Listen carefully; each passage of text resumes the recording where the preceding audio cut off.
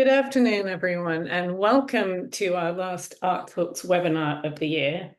This one is different than other webinars that we have, that instead of having an invited guest to speak, we're going to be hearing from the ARC team, which I'm really excited about.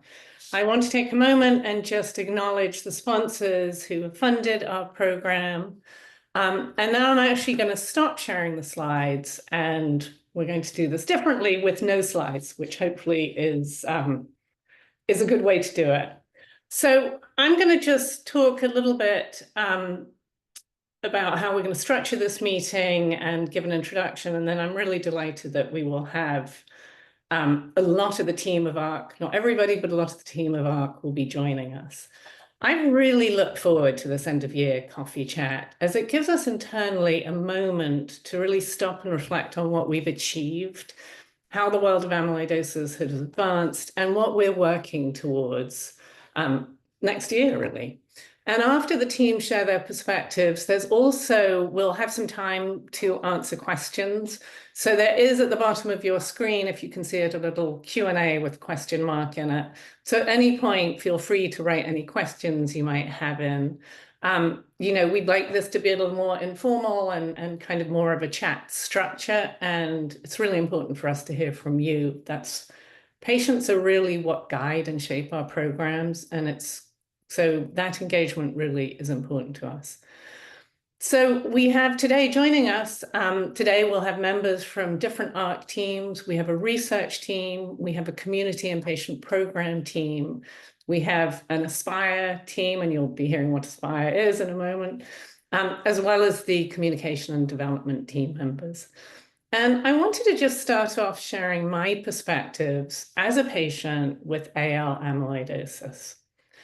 I've had the remarkable, dare I say, fortune within my misfortune of being diagnosed with amyloidosis. I was diagnosed 29 years ago. And while much progress has been made, there's still much that patients experience today that really closely aligns with my experience.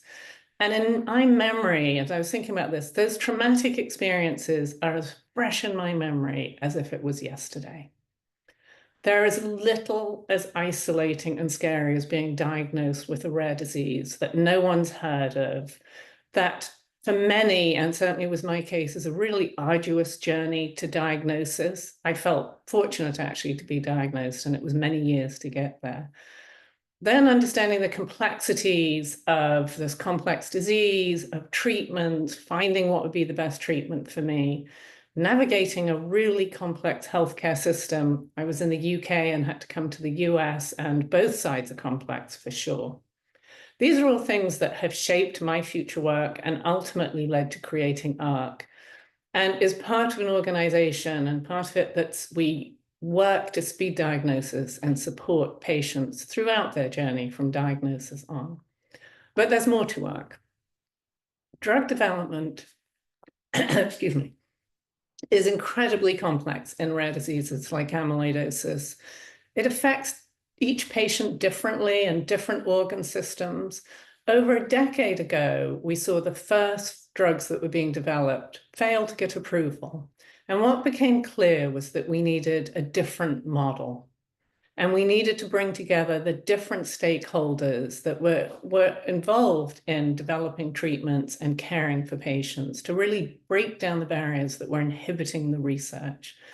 So we have a razor-sharp focus on accelerating research to develop new and much-needed therapies for amyloidosis by identifying those barriers to progress and collectively addressing them. It's amazing to see how the field has changed. Before ARC was formed, there were no approved therapies.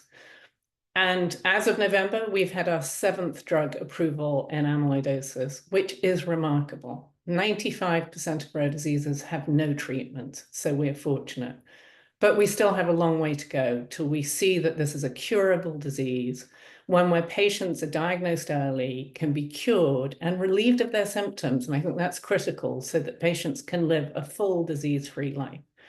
So now I'd love to to hear from the rest of our team and the work that both the things that have excited them this year, the achievements they've had, and also what they're most looking forward to in the future. So I'd love to invite the research team to join us first of all. And I'll hand over to Kristen Su, who's our Executive Director of Research. She's been part of the ARC team. Many of you will have seen her presenting in different webinars. She is a force to be reckoned with and is really building and driving a remarkable program at ARC. Kristen. Awesome. Thanks, Isabel. So as Isabel mentioned, for those who don't know me, my name is Kristen and I oversee our research team here at ARC.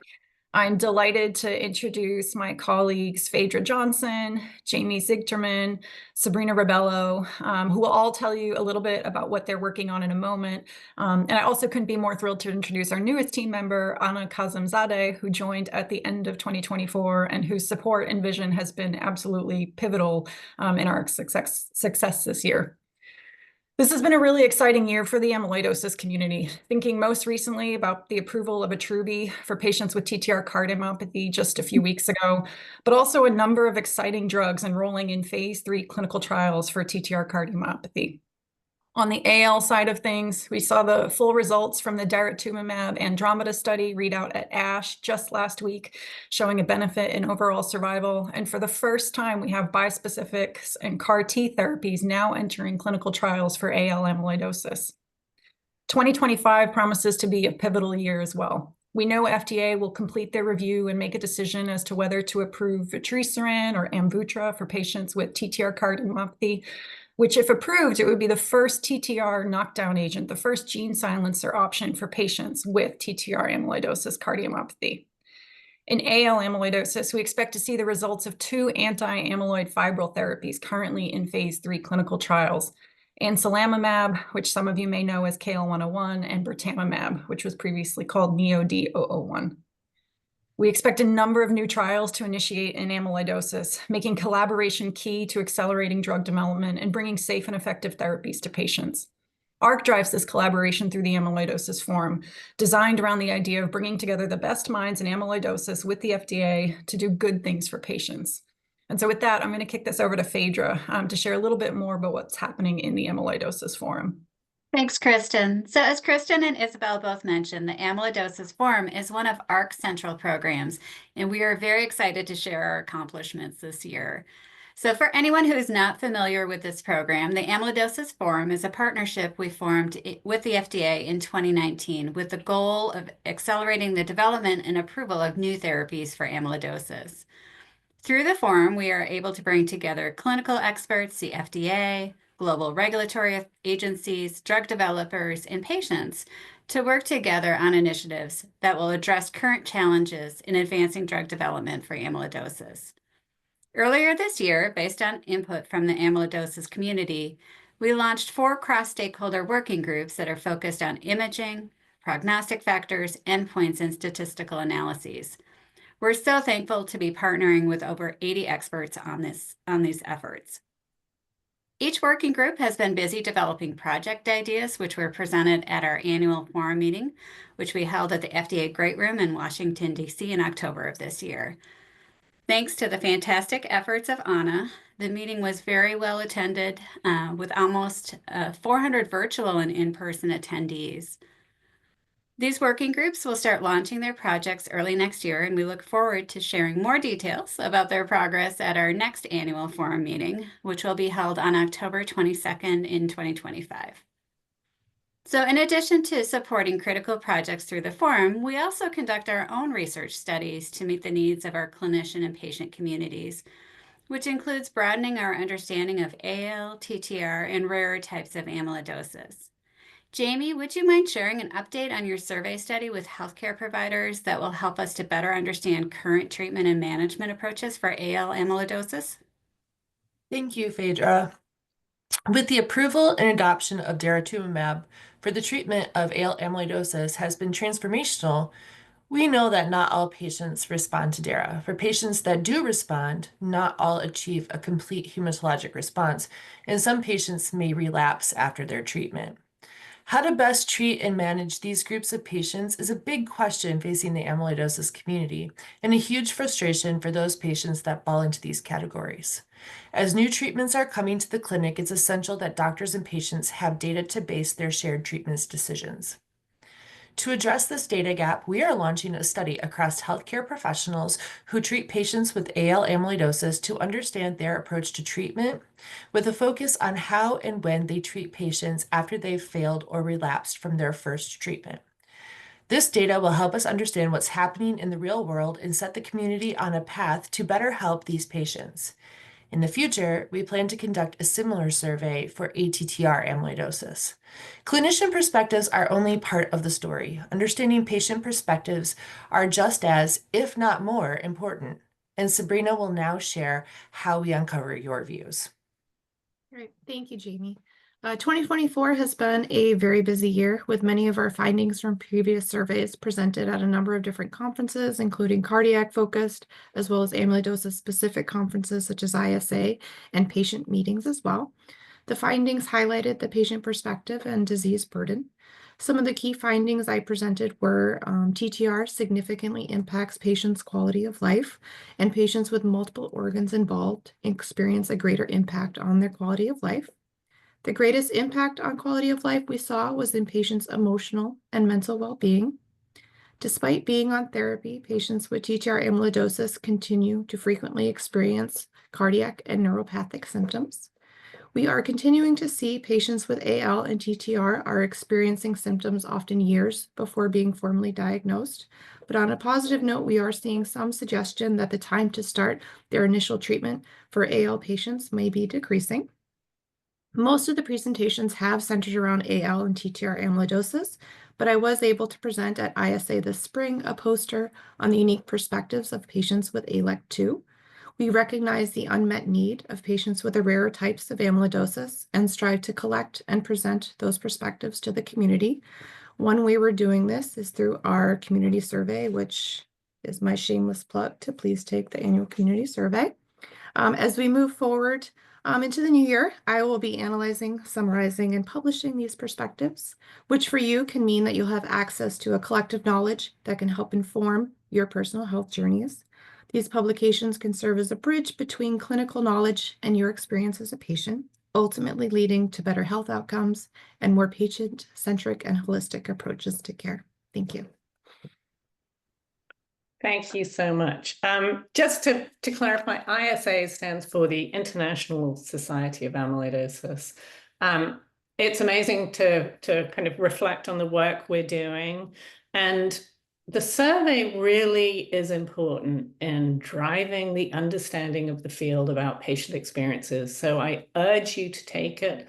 What's really interesting is seeing the first survey we did, there were so few wild-type patients that they actually had to be grouped with the hereditary. What that really showed is how underdiagnosed it was being. What we've now seen is that wild-type is the most commonly diagnosed and arguably not a rare disease. It was just being missed. But data from surveys like this actually helps identify what the trends are and the gaps. It also feeds back to FDA and drug developers. What are the unmet needs and the biggest challenges that patients have?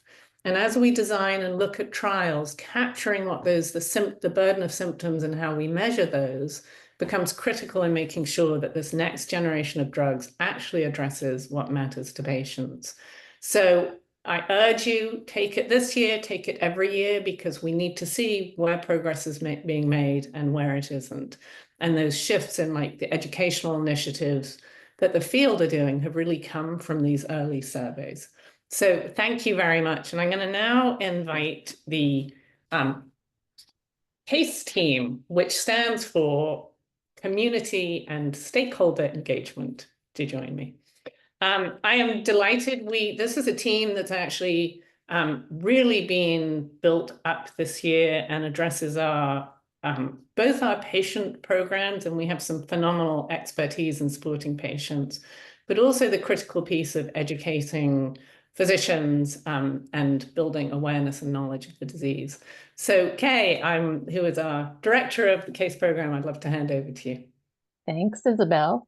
Hello, everyone. I'd like just to start off by introducing the members of our case team, who is Ann Payne and Erin Poyant. And we're also being joined too by Kevin Palmer, who will talk a little bit in just a moment as well.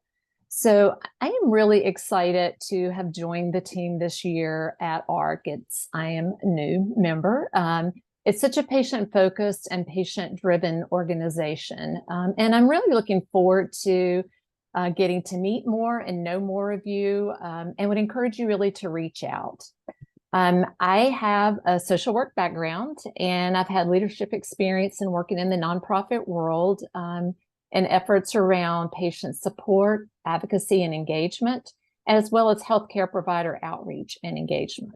So this year, we've really started working on building our programs for patients, both on the support side and in education, as well as in healthcare provider outreach and engagement, which both Ann and Erin will tell you a little bit more about in their work in a moment.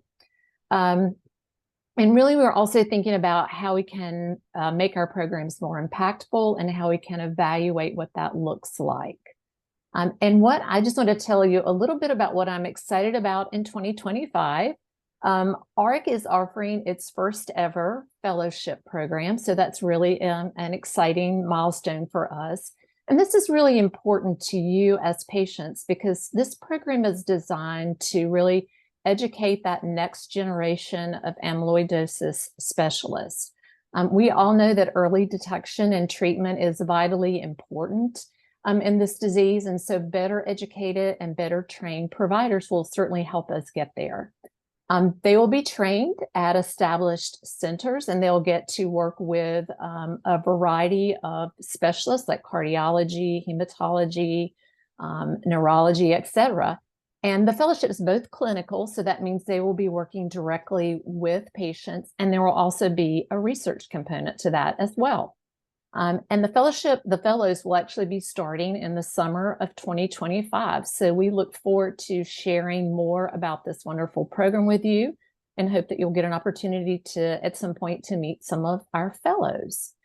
So I'd like now to turn it over to Ann. And Ann, if you could talk a little bit about your work and some of the work you're doing and what you're excited about.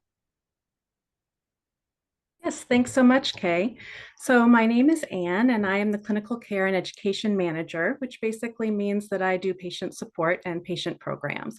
So I may have had the privilege of talking to many of you over the course of my time here. I joined the organization in June and have spent a while getting a crash course in amyloidosis and getting up to speed with all the resources. My background is in social work as well. And I've worked in hospitals and nonprofits with a variety of different illness types, including multiple sclerosis and cystic fibrosis and liver transplant. So I have lots of experience there, and I've really enjoyed coming on board and learning more about this community. So in 2024, my biggest endeavor was to really deepen our patient support and education programs, and to provide more patient engagement, try to be very responsive to people's questions. And I can really provide information on a host of different things, as simple as a password reset, all the way to, technical information about the disease, whether you have questions about treatments or clinical trials or treatment centers. Any kind of information you're looking for there, as well as community resources. So information about insurance or financial assistance, and some of those nitty-gritty programs that I can dive into and help you get connected to. Also some caregiving resources. And then finally, just emotional support. My background is in clinical work, and I know that this is a hard road and a hard journey for patients a lot of times, and for families. And so I'm here to listen, to provide that shoulder, and to give you any kind of support you need, whether it's practical or just someone to, be on the other end of the phone. So I do answer the phone here at ARC, and also you can reach me at my email, or the general email, which is support@arci.org. And what I'm looking forward to in 2025 is our Peer Link program. We're launching a new peer mentoring initiative where we pair people up one-to-one with others who have walked in your shoes. So a newly diagnosed person with someone who's been around for a while and who can share their experiences and just hold your hand through all of it. So we're very excited to launch that program. We're in the pilot stage right now. We're starting up and we're super happy with that. And we'll be rolling out widely in the spring to everyone to bring you on board to meet up with other patients like you who can really be a support as you go through your next steps. So with that said, I will kick it over to Erin, who will talk more about her role and particularly our healthcare provider engagement. Thank you, Anne. So yes, I'm Erin Poyant. I'm the Senior Manager of Education and Awareness here at ARC. I've probably met some of you in the past before, but my role here at ARC largely is, I think, the other side of what Anne kind of does with the patients. I do with healthcare providers and programs and centers. The goal being able to be a support to them in their efforts within the centers, and providing any additional tools that they might need in the journey and along to support their patients. So with that said, what led me here is I have a background of 20 plus years in clinical research. I've had various roles from coordination up to regulatory administration. And, that became very important to me in 2014 because I had a father that had hereditary amyloidosis V122I mutation. I relied on that background heavily to help understand what he was going through because I actually was in the field of Alzheimer's disease for that time period. And I rely on it now for myself because I also learned in 2022 that I am a V122I carrier. I think the interesting thing for me is being able to come to ARC this year is that alignment with Isabel in understanding the research and the importance of driving things forward, but also understanding the patient aspect because we sit in that seat as well. That has allowed me to see that in my journey, that while I had great care and I could follow my father's guide to a lot of what I was going through and had access to a great healthcare team, I also saw gaps regionally. I felt I had to lead the way in some of the discussions regarding amyloidosis. And so coming to ARC was really drove like a spark in me to be able to be part of something to actually change that, to create initiatives and programs that will help those healthcare provider spaces. So a lot of my work in 2024 has been either virtually or in person, engaging the healthcare community in the United States and delving a little bit into Canada as well. And as I said previously, just trying to provide whatever kind of support, whether that be an educational booth or a resource, some of our tools, that was what we would do. In 2025, I look forward to actually being able to do more of that. I think I want to be expound into Canada a little bit more and more conferences in different regions of the United States to continue along that line. Also, many of you may be familiar with my Amyloidosis Pathfinder. That's one of my 2024-2025 goals, or we call it MAP here. That's an initiative that supports both Anne and I in that journey to providing better patient care and healthcare provider access. That's a tool where patients can use to find centers in their area for amyloidosis treatment and care, as well as clinical trials that they may be eligible for in their area. So more of that goal and more to come for that in the new year, but I'm also going to turn it over to Kelvin Palmer. He's our Director of Operations and Finance to tell us a little bit more about what's going on with MAP. Thanks, Erin. Hi, everybody. I'm Kevin Palmer, Director of Finance and Operations here at ARC. My role is typically focused on internal operations, but I'm really excited to share some updates and the roadmap forward for my Amyloidosis Pathfinder, or MAP. MAP, as Erin says, is not only a tool that helps patients and families and caregivers navigate what can be a complex and sometimes overwhelming journey helping users find clinical trials for which they may be eligible and treatment centers that meet their needs, all at a time when clearing options matter most. Speaking from my own experience, my father had AL amyloidosis diagnosed in 2015. MAP didn't exist back then. Having a tool like this then would have been enormously helpful in understanding our options, which is why it's personally important to me to continue to grow and improve MAP as well as a priority for ARC. This past summer, we tackled a pretty major update to MAP. We had an unexpected opportunity to move to a new platform in May, which had always been a goal of ours, and this opportunity came up quickly. And after a few months of development, we relaunched the system in mid-August, migrating over 4,000 users with all their profile information in dozens of trials and centers. Folks joining the call today who are also users may have received a few notifications about this over the summer. So what's exciting about this new move, it's a new platform, is that it gives us greater flexibility and control to keep improving and expanding MAP in ways we just haven't been able to before. So as we look ahead to 2025, we want to continue on this to build on this momentum. Some key areas we'll be working on next year include optimizing user experience and design, enhancing center searching and trial matching, expanding notifications and communications coming out of the system, and adding new types of information and other improvements, big and small. Lastly, I'll just say that we're also looking for feedback from you. If you've been a MAP user, past or present, and have thoughts, ideas, or other feedback, please don't hesitate to reach out to us.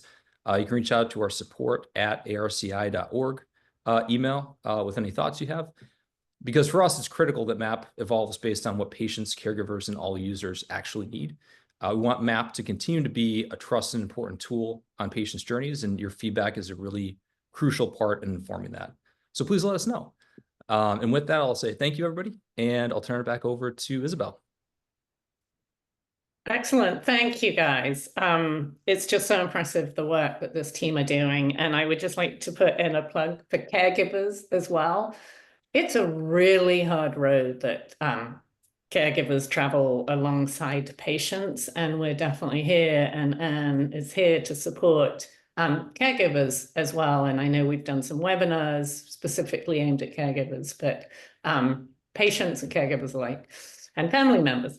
And so now I'm delighted to ask Megan to join, who runs the Aspire program. I'd love you to explain what that is and tell us a little bit about the programs that you've been overseeing. Yeah, thanks, Isabel.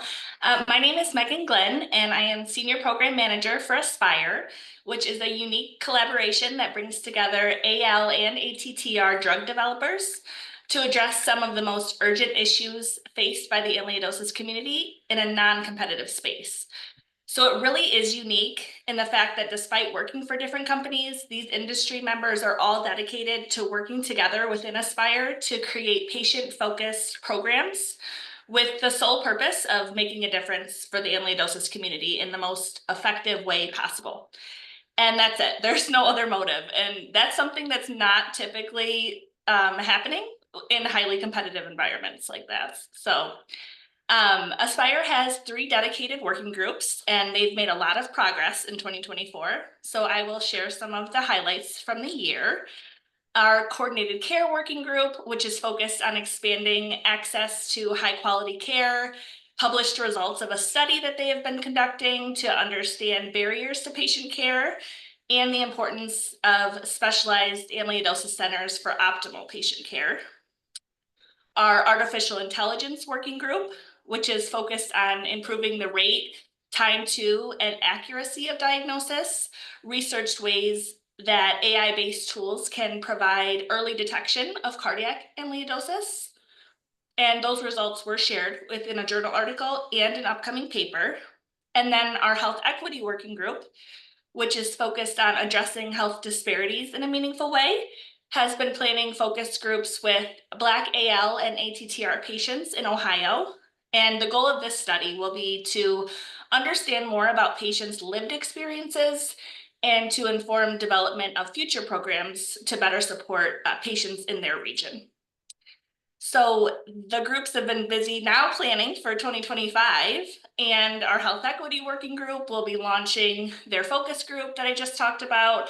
The AI working group will start on a new project to map out the patient journey of both AL and ATTR patients from diagnosis to treatment.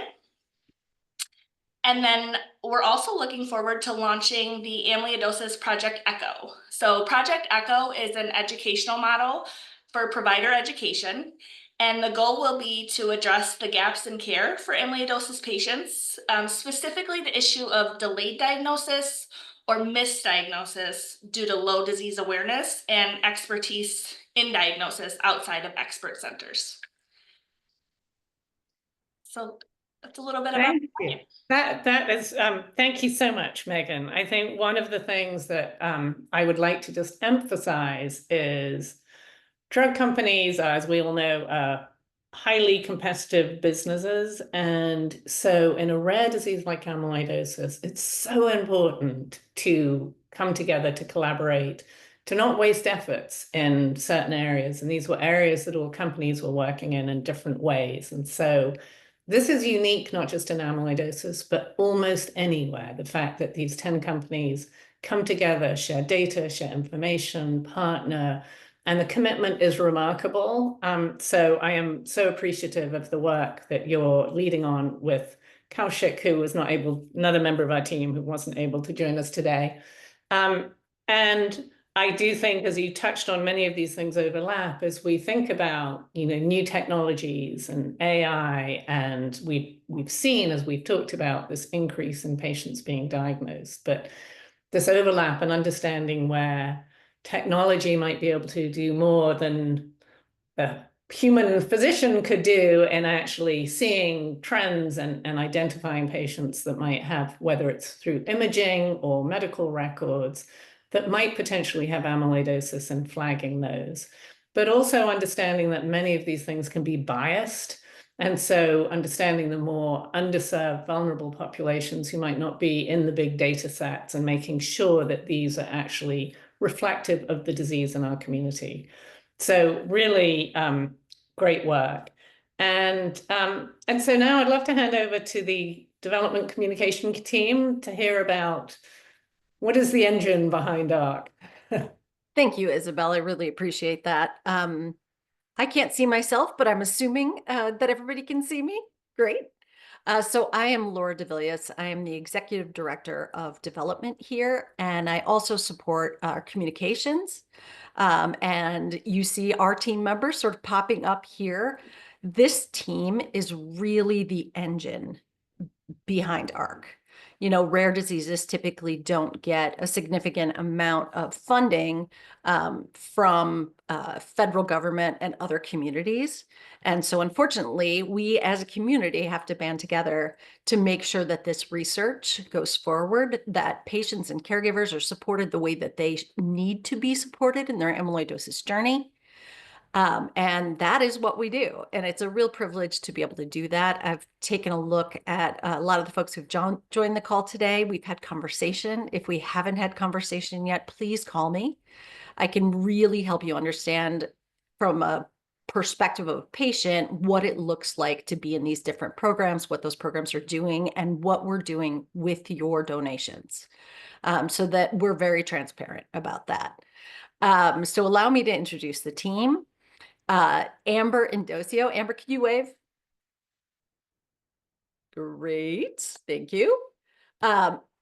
So Amber is really the data driver. So ARC is very data focused. We use it to really track our outcomes. We use it to make sure we're informing programs.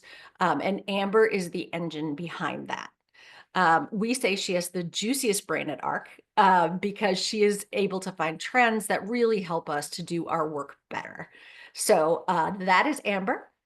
And I also want to introduce Johnny. Johnny Rosa handles our communications and marketing. He is phenomenal in making sure that the right information goes out to patients and caregivers so that you can make informed decisions and stay apprised of the research and drug development and other things going on at ARC. And then Grace Wampler. Grace is really my partner when it comes to all of this. Grace and I do a significant amount of the fundraising at ARC, and you'll hear from her in a minute. And then today we're lucky enough to be joined by HR. Our director of HR is Grace Van. And Grace is really the person behind the scenes that takes care of the staff at ARC so that we then can work forward in an environment where we're really supported. And, you know, these behind the scenes roles are incredibly important to make sure that this work gets accomplished. So I have asked the team a couple of questions, and you'll hear from some of them. And the questions are really pretty basic. What's your favorite thing about what you do at ARC? What are you most excited about for next year? And is there anything that could help them do that job from our audience? So I'll kind of start with that. I have seen ARC literally double in size in 2.5 years. And our budget increased to actually accommodate much more work. And for me, working with donors and talking with funders is just such a privilege, and it really gives me fuel for, you know, very complex work, hard deadlines, talking to some, or at any time, all of you. It is really you that helps me get through this work and do what we need to do. So I am an appreciation. You can contact me anytime. I am available. What I'm most excited about next year is that we're going to be starting our 10th anniversary in August. We have a lot of great things planned. Johnny will touch on that a little bit, but I'm really looking forward to reflecting back on what it took to get here over 10 years and what we've accomplished and what we're going to be doing going forward. So with that, Johnny, I'm going to turn it over to you to talk to the group a bit.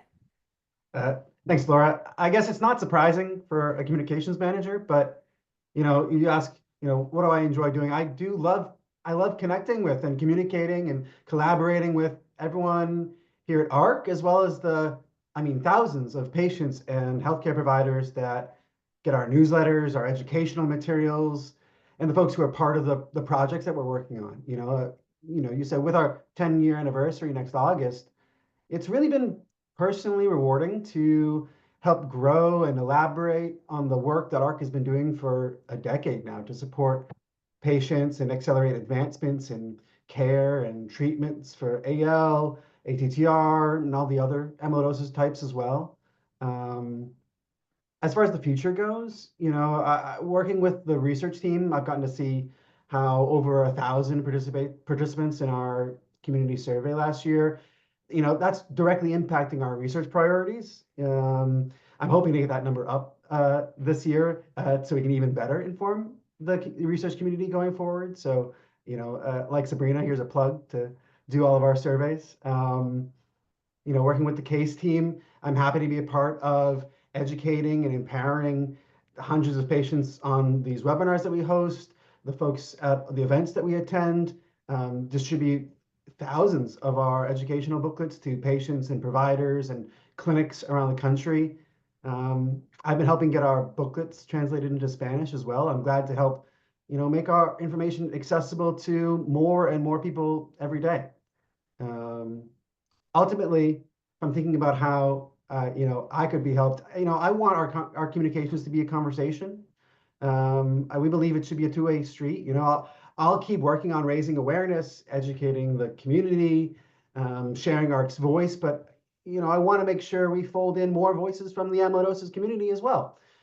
Make that part of my work. So please, I guess my ask would be, yes, participate in our surveys if you can, but feel comfortable reaching out to me and sharing your insights. I had a great call with a member of our patient advisory committee last week. And I love to speak with all of you. My email is my first initial and my last name, so J Rosa, ROSA @arci.org. And I'm glad to be a part of making everything more known.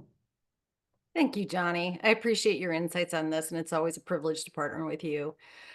Grace W., since we have two Graces on our calls. Grace, do you want to speak for a minute about those topics? I would love to. So I'm the development associate here at ARC. What I do is I connect with donors with ARC's mission and work with the rest of the team to fund the budget for the year. I am so incredibly proud of the work that ARC has done to innovate in amyloidosis research and support patients. Hearing directly from patients about how ARC has made their lives better or easier is what makes our work so meaningful to me. Together as a team, we've achieved so much, including the launch of the Legacy Giving program, which ensures ARC's mission continues for the long term and gives ARC the ability to innovate and research in a way that may not get funded elsewhere. I'm so excited about the many programs we will expand on and launch in the new year, some of which my colleagues have spoken on today, none of which would be possible without support from people like you. So I would love to invite you to get involved. If you're interested in learning about how you can support ARC's mission, I encourage you to get in touch and give me a call. Your involvement can make a lasting difference for patients and their families. So, thank you. Thank you, Grace. Just to reiterate on that, from a donor perspective and from a funder perspective, none of us can do this alone. This is our community.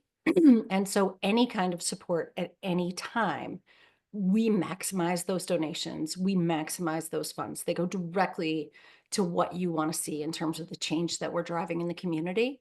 My team is completely accessible, and you can feel free to contact any of us at any time. No question is too odd for us. And so we invite you to pick up that phone or send us an email, and we're very comfortable with that.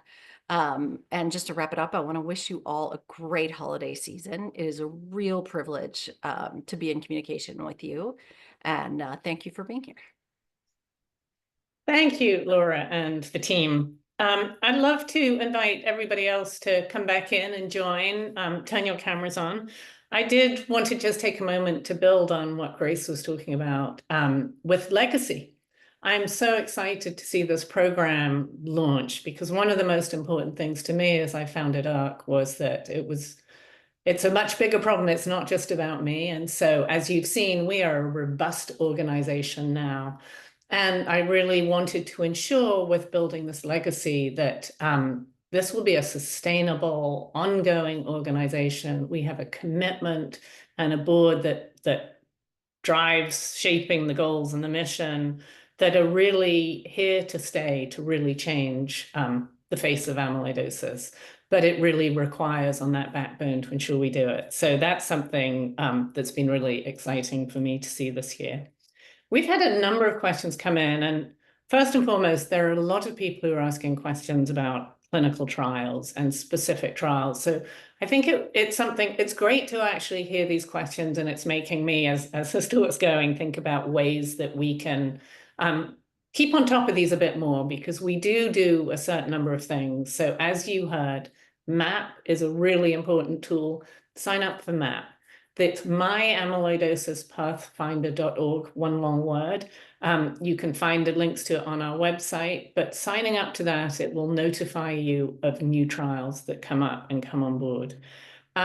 I also wanted to just jump in, and this is going to be like doing a puzzle here to find who I'm speaking to.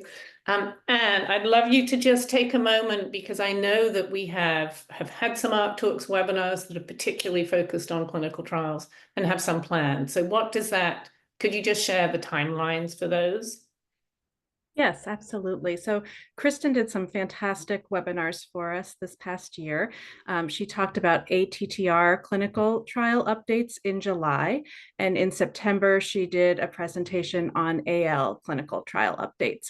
And both of those recordings, as well as Kristen's slides, are available on our website, so you can check them out if you missed them the first time. But we will be having updates. So in January, Kristen will be presenting again on ATTR with things that have changed in the last 6 months. That's happening January 22nd at noon. And you can, stay tuned to our newsletter for links to register for that. And then in April, we'll have another one on AL clinical trial updates. So we plan to do these every 6 months, so that you can keep abreast of the latest information in each type. And in between times, you can always go to MAP for any details. Thank you. And I think one of the things that's interesting, and something, Kristen, I'd love you to talk a little bit about, is how clinical trials, there's a question which is that I'm too well to be in a clinical trial, and this is somebody who has wild type. I think this is something that we consider a lot. And do you want to just talk a little bit about, why it is and how we might get to a point where we can study people who are much earlier in their disease? Yeah, I think one of the hardest parts about designing clinical trials is identifying how you're going to show whether or not a drug has an effect on patients, whether it's having an effect or not having an effect. And so the community has done an amazing job over the past few years of raising awareness and education of what the early stages of TTR cardiomyopathy look like, how to diagnose patients, how to diagnose them earlier.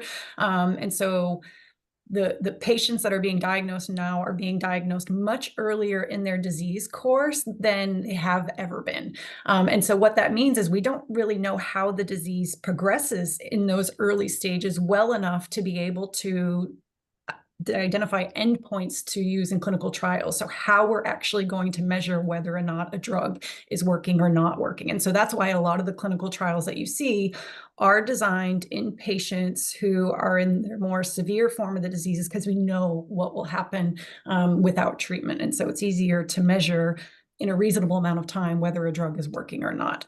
I know this is really common in TTR cardiomyopathy, especially because so many patients have been diagnosed recently. I can say that we're doing a lot of work on our end to try to help identify what those endpoints are for earlier stage disease so that companies can design clinical trials for those patient populations. It is something that takes time. We've got to build up our knowledge and really partner across different stakeholders, make sure that we're leveraging every bit of data that's available to us to identify what those endpoints are. But it is something that I'm hoping to see in 2025, that we start to see some of these products that are currently only being studied in more severe types of TTR cardiomyopathy being studied in earlier populations of TTR. Thank you. And I think this goes to for us to understand, and again, the survey, I'm going to keep coming back to some of these themes, but to actually understand what the patient population looks like now. So understanding for patients who are diagnosed early, and in fact, we're even hearing of patients, and this has been a huge change in the last 4 or 5 years, that patients might be diagnosed with ATTR through a bilateral carpal tunnel by having a biopsy when they have no other symptoms. So understanding what these different patient populations look like through the survey and elsewhere really helps us take that back to pharmaceutical companies, to regulatory bodies like the FDA, and to the research community to say, these are the populations we need to focus on now, and then shape the programs that Kristen drives on.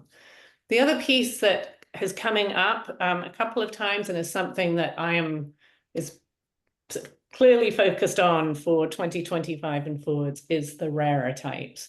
As I started off talking about the fact that when we formed ARC, ATTR wild type was considered ultra rare. There were so few patients, and we've now seen that explosion.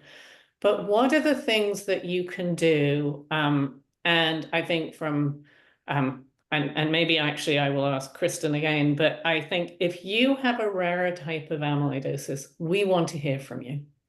What are the things as a patient that you could do to help us know about you? Because if we do that, our commitment is to serve all types of systemic amyloidosis. So how we build these programs moving forwards with a real focus on the rarer types. I'd love to just hear Kristen, again, I'm sorry to keep calling on you, but what are some of the things that a patient with a rarer type could do to help us know about them, for us to really advocate for research? Yeah, I think you mentioned the first thing. So taking part of the community survey. I think when you look back at like how much drug development has happened in AL and TTR amyloidosis, it all started because there was a body of knowledge around what disease progression looks like in those patients. And so understanding from a patient perspective what the initial symptoms are, what the impact of the disease is, what it looks like over time. And so really understanding what your experience is with your disease, and as many patients with your disease as possible, is really critical to being able to kind of spur that investment and that development from a drug developer's perspective, for them to be able to identify, like, what are the types of endpoints that I could use to measure in a clinical trial? What should I be targeting for the drug to actually do? Where are the different targets in terms of like biomarkers, in terms of functional measures, in terms of patient-reported outcome measures that I could use to actually develop a drug and identify whether my drug is working? I think that's like one of the biggest and the first things.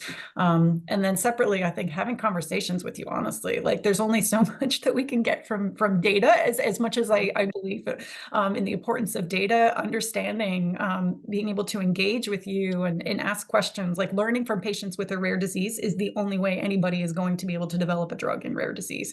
And so making sure that your perspectives are heard and being shared with drug developers, with different communities, is the biggest piece in my mind. And I think, yes, so we want to hear from you.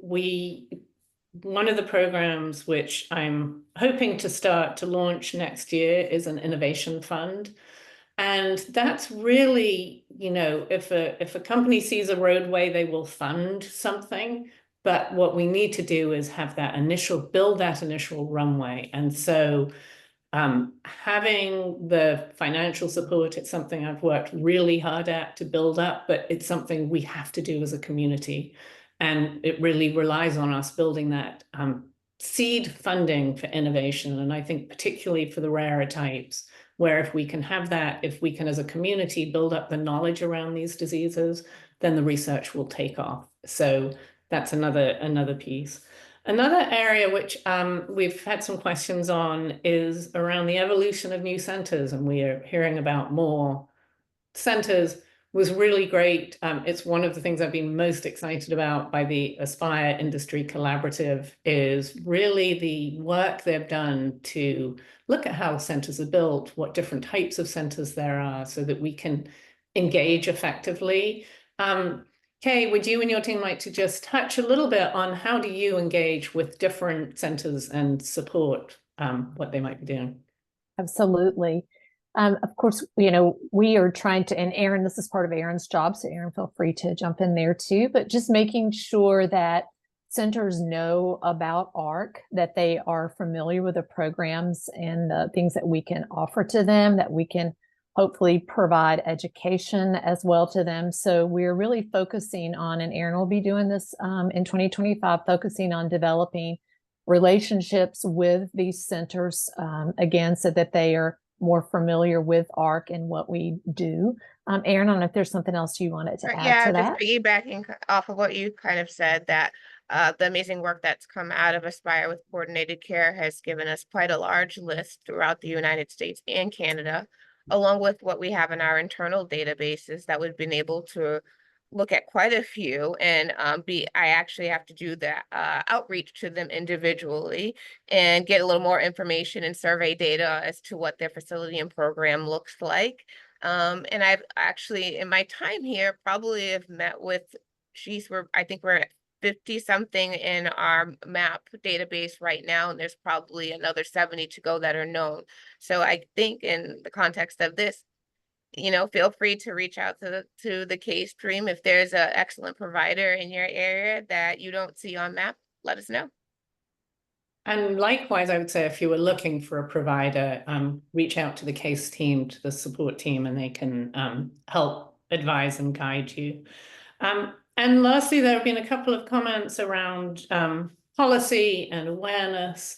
That's something we do quite a lot around. There are policies that, you know, all the time policies are changing, but that can impact rare disease research. There are certain financial incentives, that tax deductions that pharmaceutical companies can use to do research in rare disease.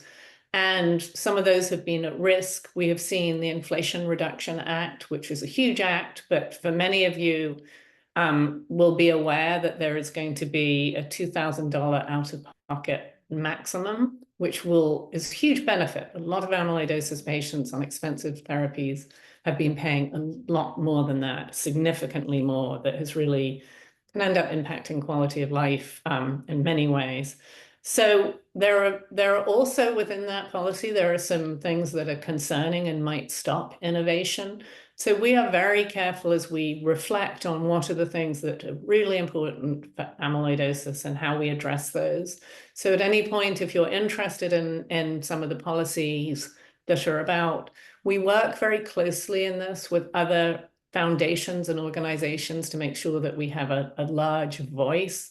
We do spend time on the Hill every year. We take some advocates. I think we probably have a few more spaces for Rare Disease Week in February if anybody is interested in joining that. And so if you'd like to learn more, please reach out to us.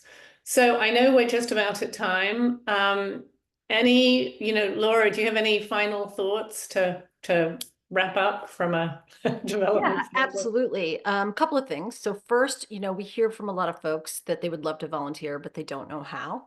One of the ways to really look at that is from a booklet and informational perspective, actually taking those things with you to your health provider, making sure they have the information. That's really harnessing the power of this community. They're free, they're available, and we really need to get the word out there, as you all know. And then lastly, with regard to legacy, just a bit of clarification. So it's an endowment fund that currently is set up to fund innovative research. And the goal with that is to create the corpus, create enough funds within that so that Kristen and her team can work with the larger community and say, these are the key projects that will really move the needle when it comes to amyloidosis as a whole. And so I encourage you to consider in your estate planning, leaving something to ARC, really leaving a piece that will change the amyloidosis framework going forward. So we say legacy and we say endowment, it's the same thing, but that's what it does. We will be doing a pretty big push in 2025 to help folks create wills and think about, sort of future planning. In the meantime, please give to support this work. As I mentioned, this is our community, and the only folks that can do it are us. And so, we invite you. We are hopeful for you. We're in your corner, and please give us the tools that we need to really push this disease forward from a treatment perspective and from a research perspective. Thank you. Thank you. And I'm going to just say shamelessly plug the survey. I'm going to share a slide which tells you how to get there. I do see one last question which came in saying, do we have 501c3 status? Which indeed we do. Our financials are available on our website. Reach out to Laura or, and actually, so there'll be a number of questions for our contact details, and we'll send out afterwards an email to the attendees that will have some contact details as well as links to any of the resources we've talked about.